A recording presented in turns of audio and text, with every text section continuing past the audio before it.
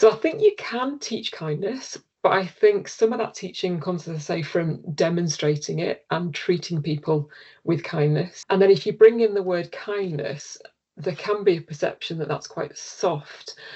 And I'm one of these people that I'm not comfortable with the description of soft skills. I try and use human transferable skills, for example, rather than soft skills, because I think some of these things are not actually that soft. Some of these things are quite hard. Some of them I think are really applicable in business. So if we think about honesty, um, if we're trying to get things done in business, we have to be honest with people about what our expectations are, where our boundaries are going to be. But that can be done in a kind way. It doesn't need to be in a combative kind of way. For example, our students are showing us that they're actually interested in much more than that, which is really kind of reassuring.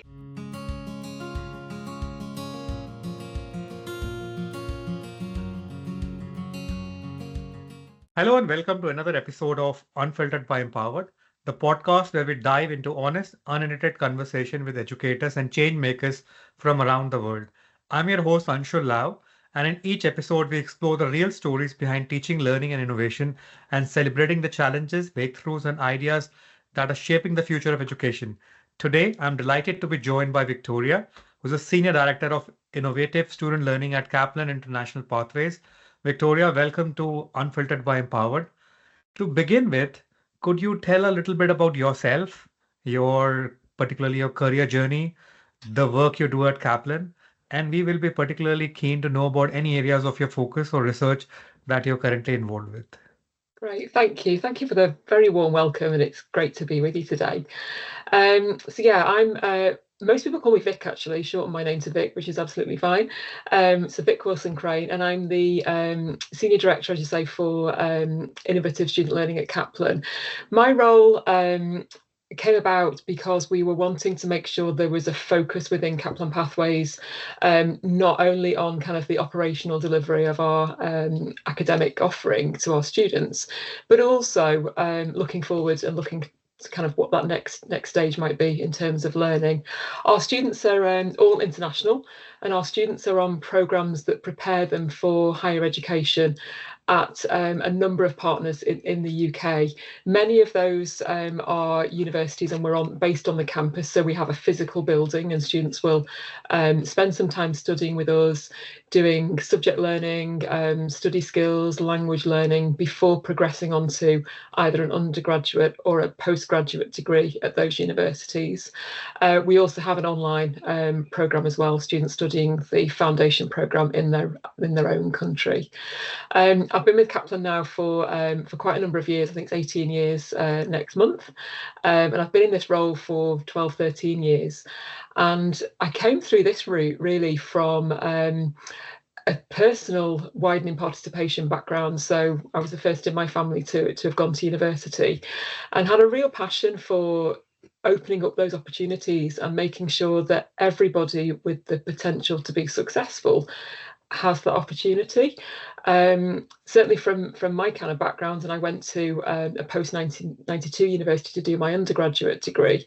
I was just so grateful of the chance to be with people who understood me, understood my background, understood that I didn't know all that kind of hidden stuff that maybe other students coming through routes where there was an expectation from their school or expectation from their community that they go into higher education.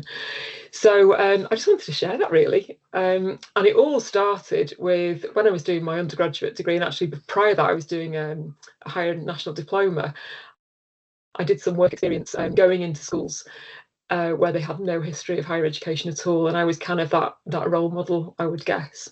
And that led to a number of different widening participation projects. That led on to my PhD, was looking at transition from school to further education. And then following some teaching experience, this job at Kaplan came up. And it was in quite the early days, really, of Pathways provision within the UK. We're just about to celebrate as a company our 20 years. And it was it was a little bit of a leap into the unknown, I guess, at that stage. But I was quite early in my career, and I was quite excited about being part of something at an early stage of development. And it's been great to see the company grow during that time, and the opportunities with our universities grow within that time as well. But that's good to know. It's quite a journey, and congratulations that you have been at Kaplan for 18 years. It says a lot about Kaplan as an organization that people stay there. So, just to confirm, this was your first job after an undergraduate degree.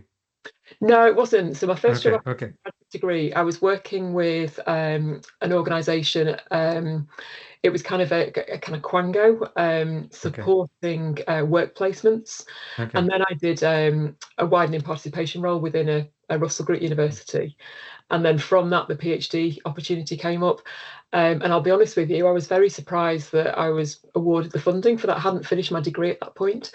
I'd finished my degree part-time because I got lots of kind of work experience during my degree experience. And I had to kind of ask, are you sure about this? Are you sure you're offering it to me? And again, a little bit of that widening participation imposter kind of came in. And I'd done a couple of years teaching beyond that in a post 92 university. I was mainly teaching study skills and research skills. Well, that's good to know. That's quite a journey, and congratulations that you must be an inspiring person, that you were the first person to go to the university, and now first person to also have a PhD. Absolutely. Yeah, yeah. A couple of my family have now followed in my footsteps, which is nice to see. But yes, I was the first in my family. There was definitely support from my family, but just no familial experience. My head teacher, actually, my mum often reminds us, it was either myself or my sister, she can't remember, that one of us, when we were four, a head teacher at primary school had said, put this word into her mind, university. And my mum was kind of like, don't really know what that means. Don't know what that would entail. That's not a journey that they've been on. But maybe she could see something at that age. I don't know. Yeah, I think it's even for our audiences who will be listening, it's very inspiring to hear that story. And I think you also mentioned around the work around the current work around what you're involved with in Kaplan, that you are involved with kindness in curriculum. So what does kindness mean to you personally? Yeah, it's a really interesting one. And I can give you a little bit of background about how this all came about. So Kaplan is an enormous multinational education company with lots of different facets and lots of different customers that we serve. One part of Kaplan, based in Australia, made a connection with somebody who was doing quite a bit of work in this field, a woman called Kath Koshal. And she's a former Australian cricketer and had a series of personal setbacks, including physical injury. So she was unable to play her sport, and also some really tragic situations with sort of family members and close personal connections. So she'd really leaned into the idea of what do you need to survive? What actually does a person need? Because if you haven't got your health, and if you haven't got people to support you, what can you have? And she'd sort of considered the idea of kindness, and she set about trying to demonstrate that a person can live off kindness alone. Making the connection with Kaplan in Australia, she was going into schools at the time and doing some activities with young children up to sort of like what we would know as post-compulsory education. And there's one of Kath, and there's thousands of schools. And Kaplan had said to her, well, if we can perhaps partner with you and help develop some learning materials that then other people can teach, that will help you grow your reach. Because Kath's main idea was to try and share out this and get that breadth. It wasn't about keeping it all within herself. So with the team in Australia, they developed a kindness curriculum, which is based on 12 kindness attributes. For example, compassion, perspective, honesty, empathy.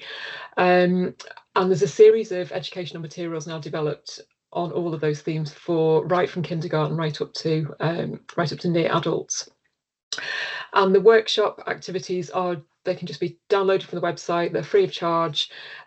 Schools can then use them. And it was initially designed, it wasn't about filling a deficit. It wasn't solving a problem necessarily. It was really sort of future focused, saying if we can make sure that our young people have these skills, then we perhaps won't need to do some of the restorative work later on when people haven't got these skills themselves. So that all worked really well. And then colleagues in Kaplan Australia came to me about 4 or 5 years ago and said, can you take this into schools in the UK? And I don't mind admitting I spectacularly failed, because I don't really have, that's not my area of work. I work in higher education, sort of further education sector.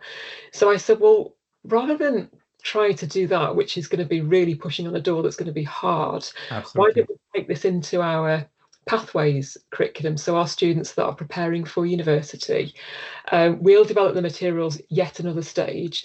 We'll make them make sure they're very suitable for students who are going on to further learning. We'll make sure they're very suitable for international students whose language may not be English. And see how we go. Now, at that point, we were in the depths of lockdowns, and we developed the materials so that they were online packages as well as face-to-face learning opportunities as well. And at the time, we were looking at ways where we could develop digital badge, micro-credential type opportunities for students, because we were hearing that students were interested in this, but we didn't have anything that we could particularly badge. So my idea was, why don't we take these materials, make them into kind of credentials, and then students can do the learning of their own volition and see how they go on. And there was nobody more surprised than me that when we'd launched the materials to students, the students were very, very interested and wanted to do more. And we weren't just seeing students doing 1s and 2s of these learning experiences, they were doing 3s, 4s, all 12 of those attributes.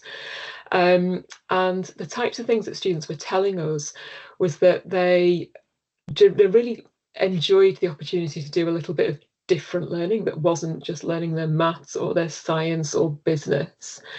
It was also a chance for them to be learning in ways that they had an idea that employers would be interested in, and they were getting around to the idea that it's not just the certificate that's important.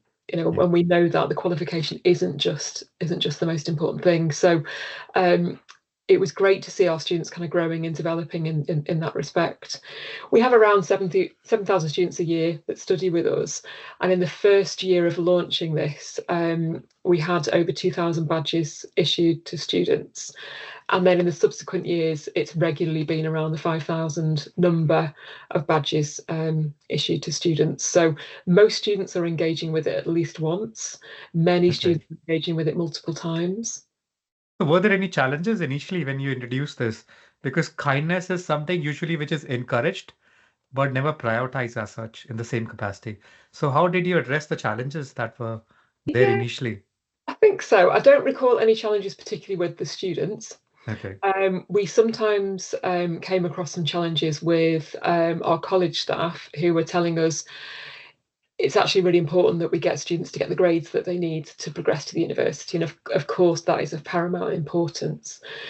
But I think over time, there was a growing understanding alongside our general employability approach that we need to be making sure we're supporting the rounded individual, that it's not just about the students achieving their academic scores or their language scores.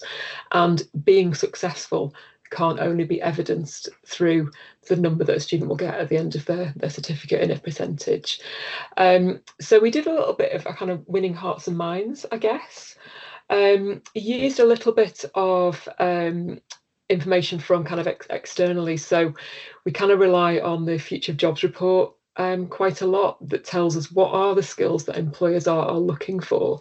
And actually doing a little bit of a comparison with the first time we looked at that in about 2020, I've noticed empathy has now appeared in that list.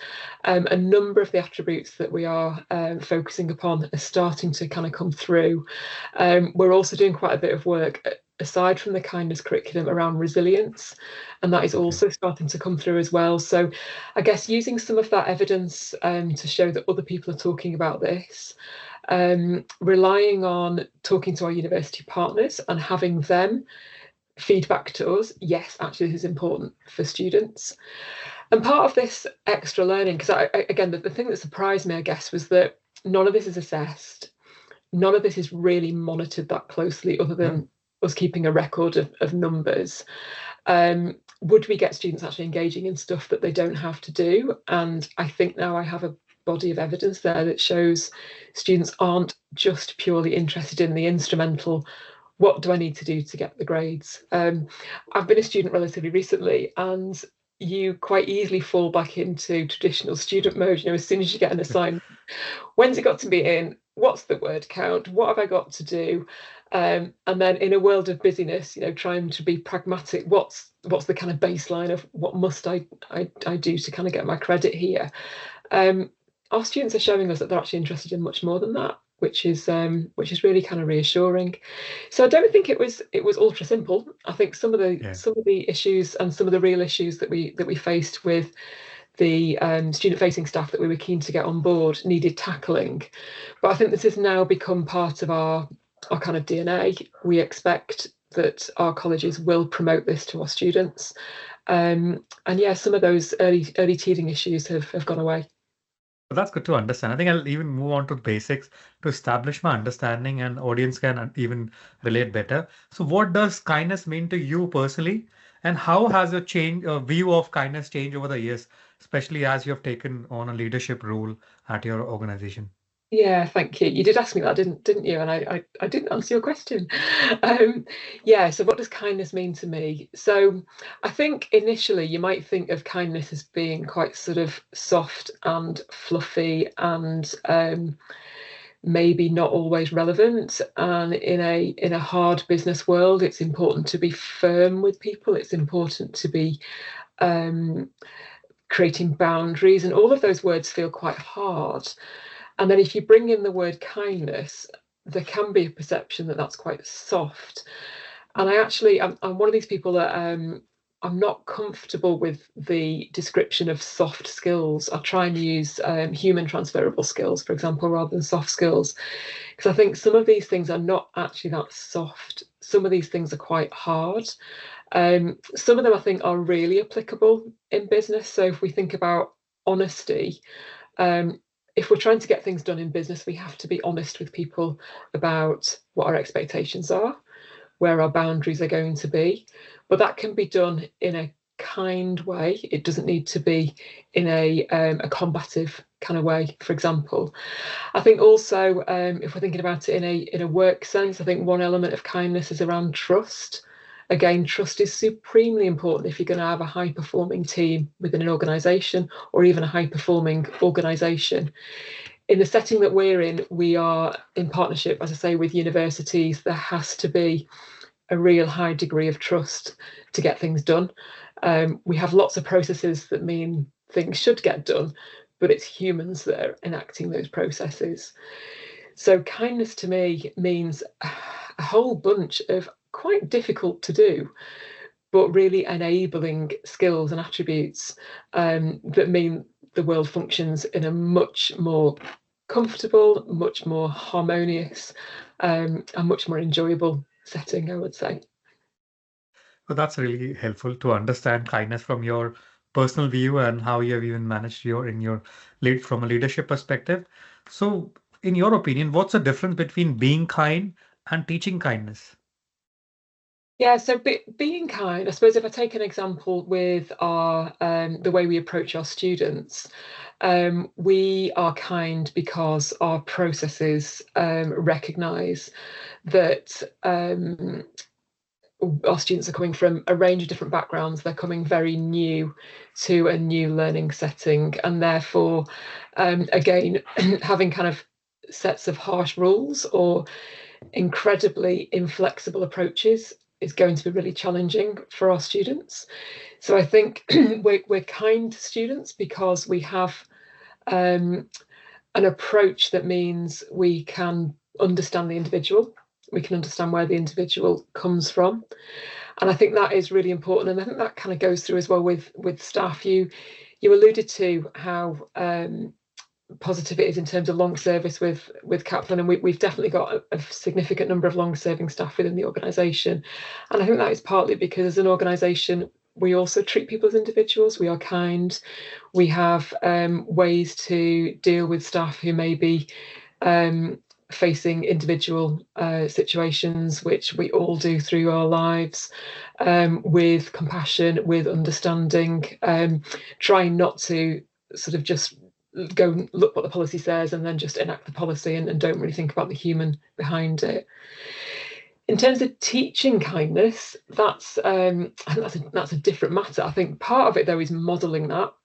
So And even by I was just concerned that is kindness something that can be taught or something we create the conditions for? I think if you can elaborate on that, that will be really helpful to understand. okay, so can it be taught or is it something that we can create the conditions for? Can I say a bit of both? Oh, So I yes. think if we create the conditions for kindness by having positivity, by demonstrating self-acceptance, I think then we can model that with our students. And then I think we can draw upon that whenever tough times come. I'm a real firm believer in when we develop these skills, we should be developing skills when we feel good and well, so that we can then deploy them when we don't feel so good or when things aren't going so well. So, as an example, one of the attributes of the kindness curriculum is collaboration. And we've really tried hard to teach students about collaboration ahead of the first group work assessments that they'll have, because we know, and I'm sure listeners will be aware of this as well, it's a really serious challenge that students have. We have to collaborate within work, so it's really important we teach students those skills. Students will inevitably, though, feel they are at risk of disadvantage when they are to collaborate on pieces of work that will mean they're going to get credit and get marks for that, because there's usually at least a sense of somebody doing more than others, or somebody doing less than others, or somebody putting in more effort than others, or somebody knowing more than others, which in a workplace we can probably manage a little bit better than when it actually makes a difference to your individual degree in our Yes. term score. So I think you can teach kindness, but I think some of that teaching comes, as I say, from demonstrating it and treating people with kindness. And then probably a little bit more of that overt explanation of, okay, we did that this way because we behaved this way because, and then putting it into that employment context as well. Yeah, that's really helpful. Has anybody taken advantage of the kindness of a peer in a collaborative work assignment? Because if somebody is not contributing, other group members are kind and tell them that they have equally contributed. So does it also count as kindness? I think that's probably yeah, an inevitable expectation when we do have Yeah. group work. What I would say though is, as I say, if we go back to the attributes of honesty and Oh, trust, yes. um, one very difficult thing to do, but one important thing to do is to try and give that kind of feedback, isn't it, around how people are contributing or how they're performing. So again, in a leadership perspective, then the kindness comes through real honesty about how we are. How we're treating others in the workplace. If we can encourage our students to gain some of those skills at an earlier stage, then that could be really, really valuable. But it's not easy stuff. Yeah, absolutely. Thank you so much for this. And can you, I think you already mentioned briefly, but can you give us a brief overview of the kindness curriculum at Kaplan Pathways? And I think you mentioned collaborative activities between students. So what types of activities or reflections do students engage with as a part of the curriculum? Yeah, sure. So I mean, reflection there is an important word that you've mentioned, because each of the learning packages, so for each of the 12 attributes, there's a learning package which takes about an hour for students to complete. So it's not hugely onerous. Students can dip in and dip out, and the system will keep a record of where they've got up to, that sort of thing. And in most cases, there's a little bit of upfront learning. There's a little bit of kind of reflection or consolidation, and there's something for students to do, and then some suggestions about how they might take that learning further in the future. We have a learning approach at Kaplan International Pathways called Discover, Develop, Do, and it's a flip learning kind of approach, but it's within that framework that we've designed the kindness curriculum packages. So the Discover element will be some learning. They may look at maybe a public figure that we could be considering really embodies one of those attributes. And then there'll be an activity that they'll do, which may be a card turning over activity or making connections.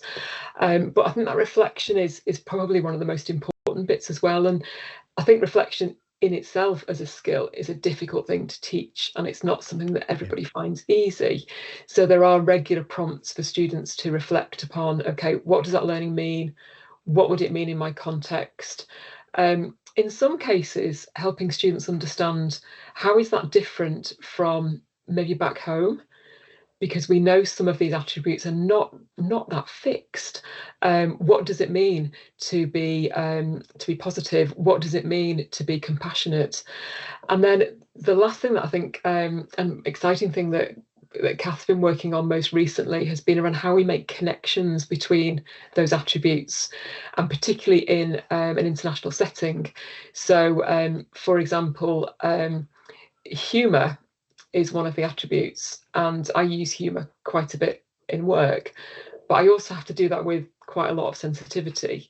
So humour without trust is probably a dangerous situation to be in sometimes, when you've got a multi-generational or a multicultural group of students. How do you sort of build these things together? How do you make sure that you can maintain perspective? What does perspective mean within your culture compared to somebody else's culture, that sort of thing? So the curriculum itself it probably takes, say, around 12 hours for students to complete all the attributes. They do have their time while they're with us on the programme, but they also, when they've completed their studies, they remain as Kaplan alumni, and they can access the kindness curriculum after. So some students will go through really quickly, some students will complete it at a later stage. And our aim is just really to open students' eyes to learning about things which may be different to the subject learning that they're participating in their college. That's really helpful. Thank you so much for the overview and explaining that for a better understanding. I think a couple of times you mentioned students back home. I know you mentioned that majority of your students are international students. So how do you see the cultural differences in how kindness is received or expressed among international students? And at your organization, how do you ensure the curriculum respects and reflects those differences? I think in terms of reflecting the differences, first of all, just in the design of the materials, there's diversity represented, as you might imagine.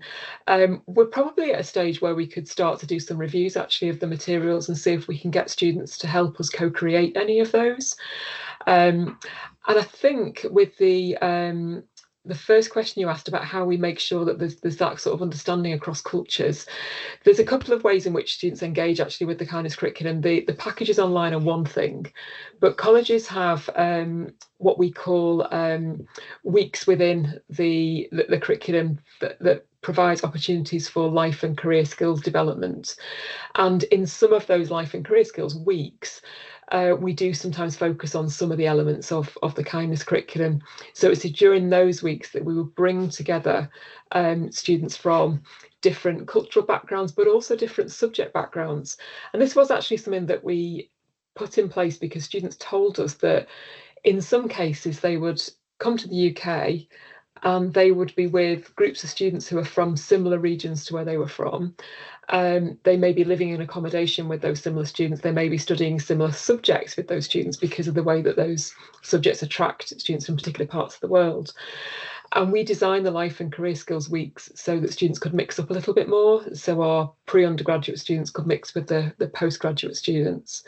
And we think that's been a good way to enable students to, again, get a little bit more of a wider, broader understanding, help grow their network, because coming to the UK to study, a lot of it is about the degree, but it's not solely about the degree. It's hopefully about building those worldwide networks of people that you can draw upon for years to come for all sorts of different reasons. So I think it's probably at about a time where we could start to gather some useful empirical data actually on how that has actually worked in practice, and whether students could work with us to help develop those materials. I'd be particularly excited about that.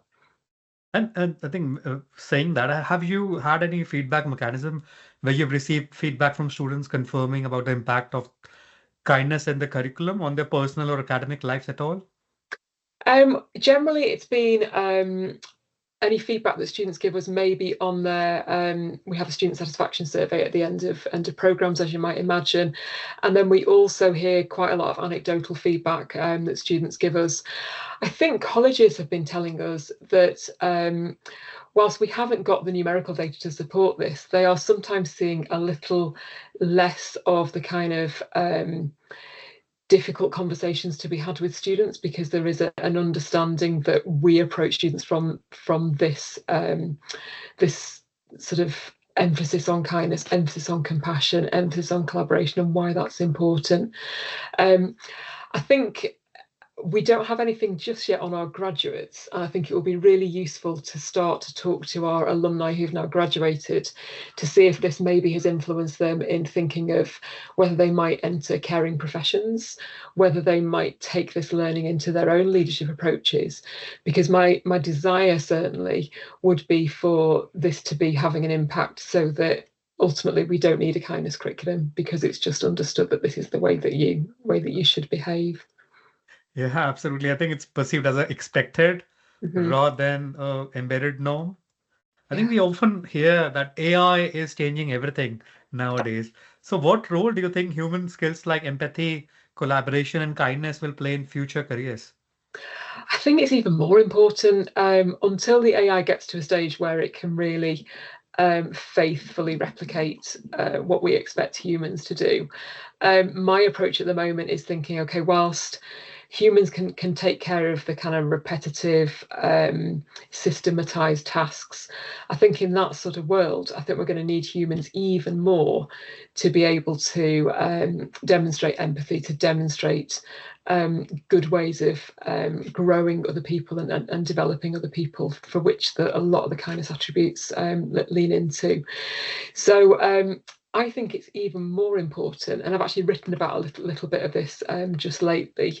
Advance HE have just issued some grants for small and specialist colleges, and we were lucky enough to get one of those spots. So there'll be some writing appearing sooner on this to talk about how we think, certainly, in a world where AI is dominating a lot of those very practical, very organized ways of thinking, that still in a grey world where things can be quite messy, we still need the humans to be bringing those skills. So how do we ensure that while adopting AI in education, that we do not sideline human connection and compassion? And do you see any risk of kindness becoming automated or performative in this new era? Oh, a big question. Oh, I hope not.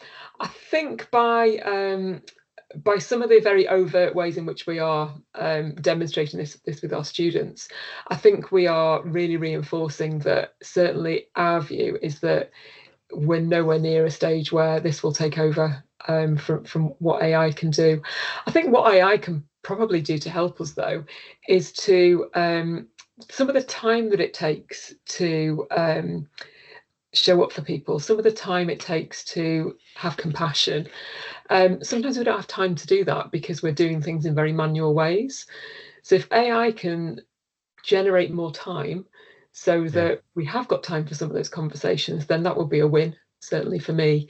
I would imagine other institutions are doing this at the moment, but we're certainly looking at how we can make sure that some of those processes that humans would normally do, those repetitive processes that aren't actually that fulfilling in many cases. The staff that do those at the moment, we're trying to look at their job roles and see how we can make sure we minimise time spent on that, so that they can spend more time face to face with students, or if you're a leader or a manager, spending more time face to face with staff. So I'm not sure I've answered your really rather big question. Absolutely. I think that you have answered that in a very precise manner. I would say that. And also, I think elaborating it further, if you have any conversation with employers or industry partners, and have you seen a shift in how they value emotional intelligence and human skills? Mm-hmm.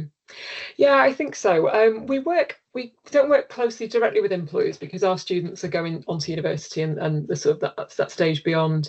But we do have some links with employers through other parts of Kaplan, so through Kaplan Professional as part of Kaplan UK.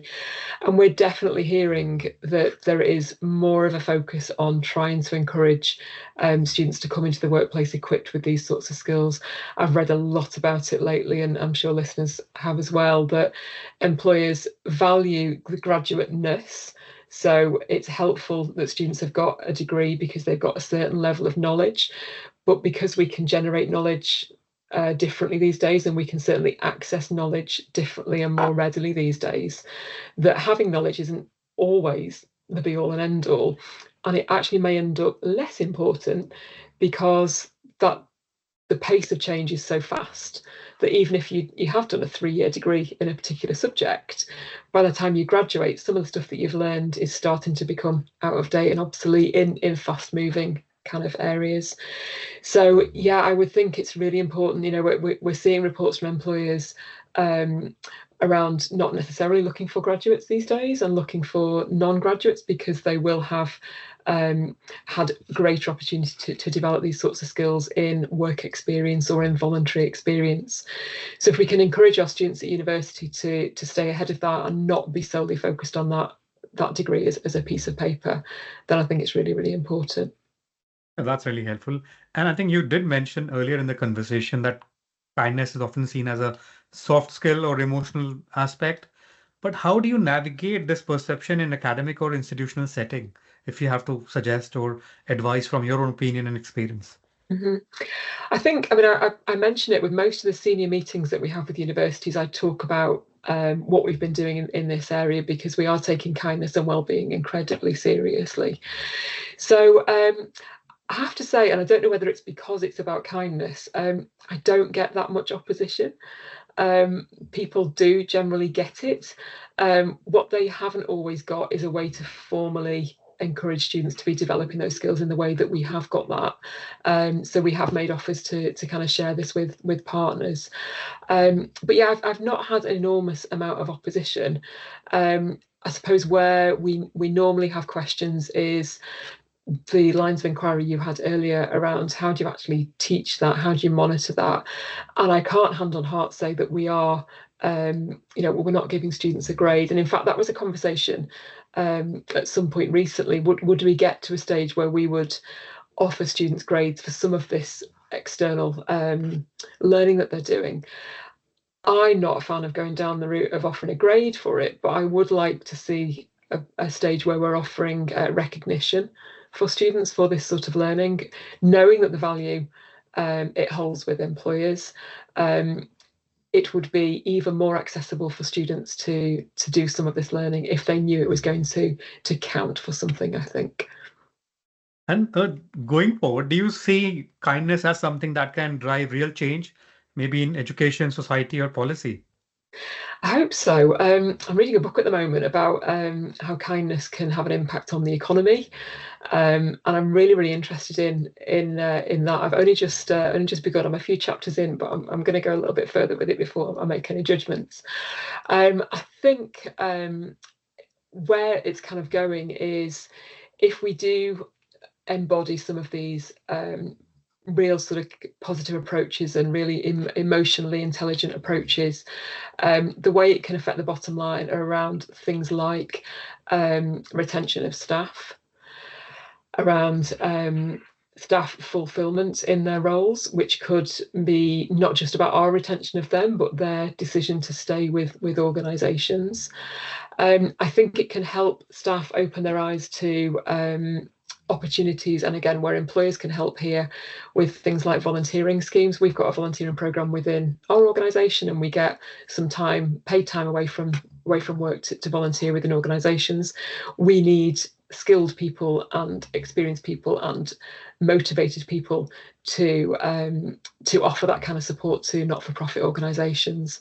So I think there are some potential real benefits, and just to name those as two, for kindness to make a difference to what we might say the bottom line. Yeah, that's really helpful and even think really valuable thing that you've just shared. And I think we've come towards the nearly last few questions from the conversation that I've got for you.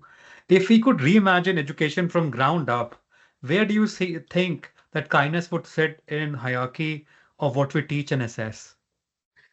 Oh, in terms of what we assess, I wouldn't see kindness in that hierarchy at all. I would like it expressly, I'd like it not to be in that hierarchy. In terms of what we teach, though, and again, I come back to that word recognition for the learning.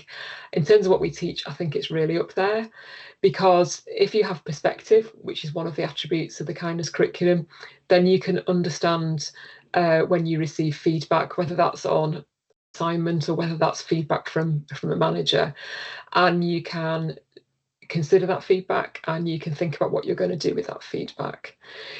If you have self-acceptance, you've got opportunities to reflect on where you are now, accept where you are now, but strive forward for something else and not do that in a way that's going to do you harm, for example.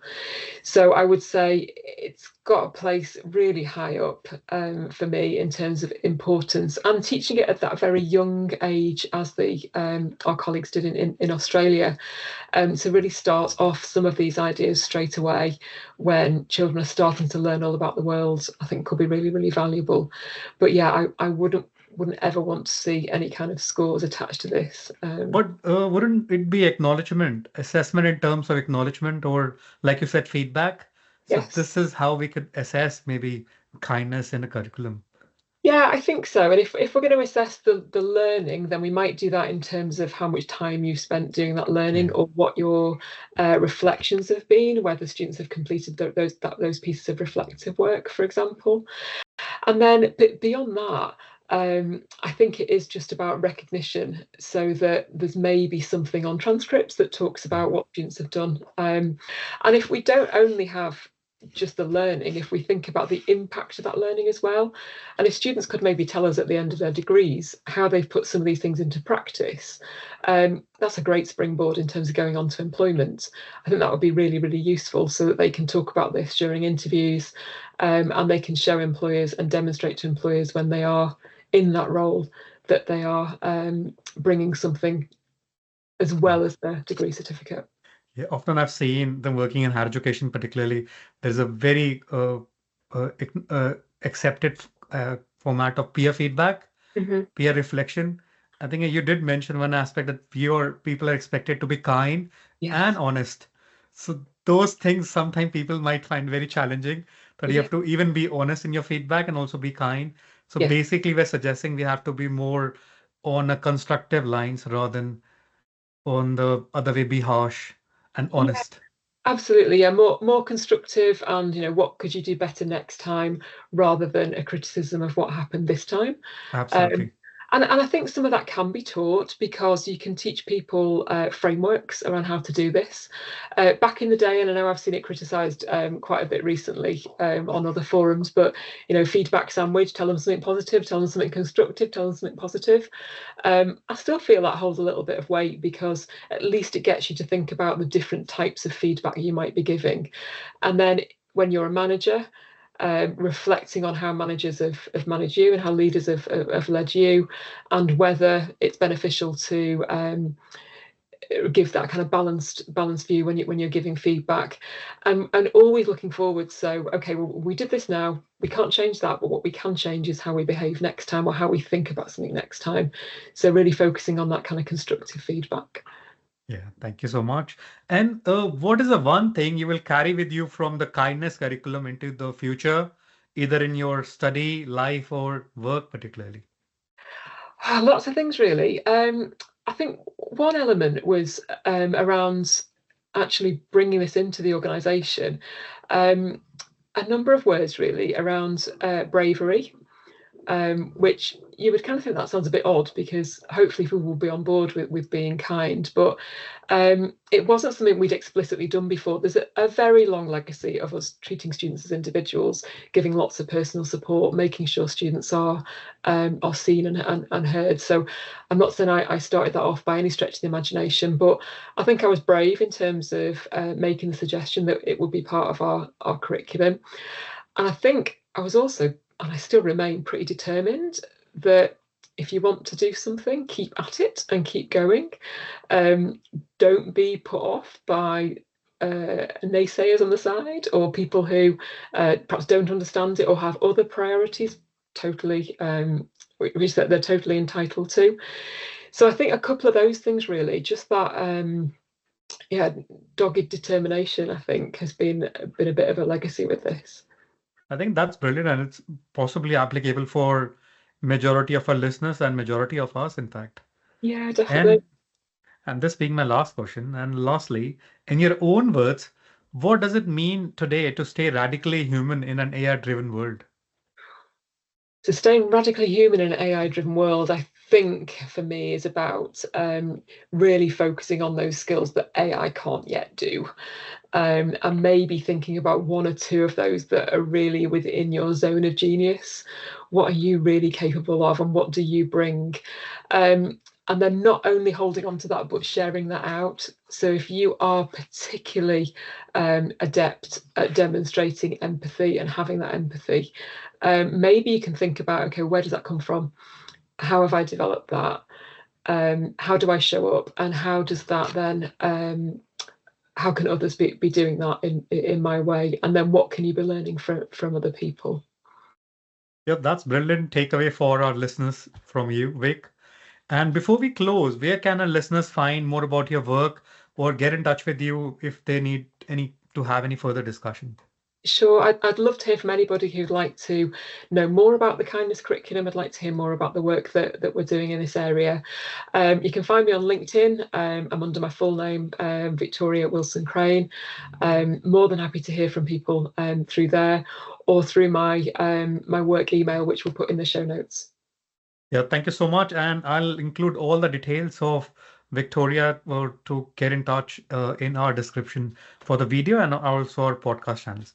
And that brings us to the end of today's episode of Unfiltered by Empowered. A heartfelt thank you to Vic for joining us and sharing such rich and thought-provoking insights on kindness as activism. Your work continues to show us that in a world shaped by technology, staying human is not just important, it is essential. To all our listeners, thank you for tuning in.